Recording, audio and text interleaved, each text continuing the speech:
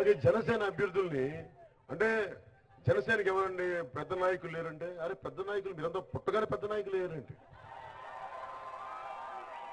మంచికల్లు రమేష్ బాబు గారు ఎక్కడి నుంచి వచ్చారండి?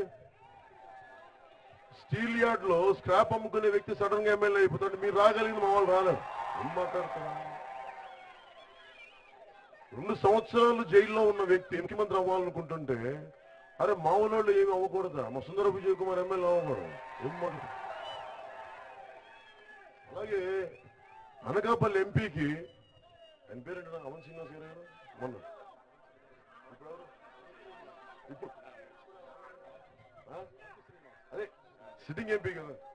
నాకు అవంతి శ్రీనివాస్ గారు మన అనకాపల్లి ఎంపీ, మన నియోజకవర్గం కింద వస్తాయి. ఆయన ఎంత చక్కగా నిద్రపోతారంటే పార్లమెంట్.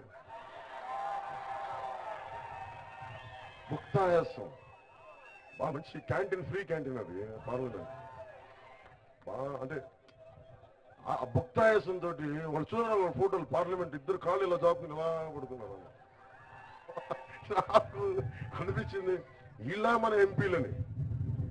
నేను కోరుకుంటుంది ఇండియన్ రెవెన్యూ సర్వీసెస్ నుంచి అసిస్టెంట్ కమిషనర్ గా చేసి, సారీ నేను కమిషనర్ అంటే అసిస్టెంట్ కమిషనర్ క్షమించాలి,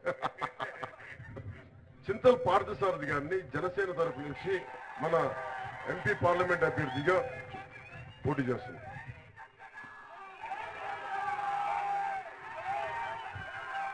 అలాగే హైదరాబాద్ నుంచి మన నక్క రాజబాబు గారు పోటీ చేస్తూ ఉన్నారు.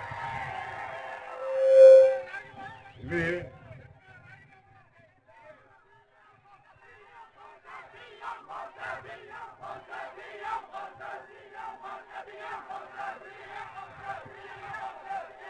మనోడిని గెలిపించండి, మాట్లాడకపోతే అడగండి. నేను జగన్మోహన్ రెడ్డి గారిలా కాదు బాబు. నేను వెళ్ళి అందరికీ బాధ ఏంటంటే నేను ఎమ్మెల్యే కాకూడదండి. ఎమ్మెల్యే అయితే ఇటు మమ్మల్ని ఒలిచేస్తారని చెప్పి భయంతో నా మీద 100 కోట్లు పెట్టుబడి పెడుతున్నారు ఒక్కొక్కళ్ళు. ఒకటే చెప్తున్నా, మీరు ఎన్ని 100 కోట్లే పెట్టుబడి పెట్టండి నన్ను రాలేకుండా ఉండడానికి.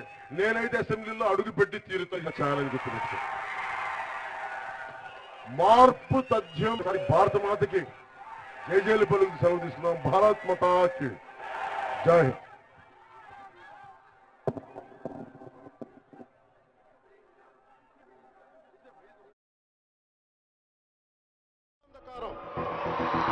దారంతా గతుకులు, చేతిలో దీపం లేదు, కానీ గుండెల నిండా ధైర్యం ఉంది.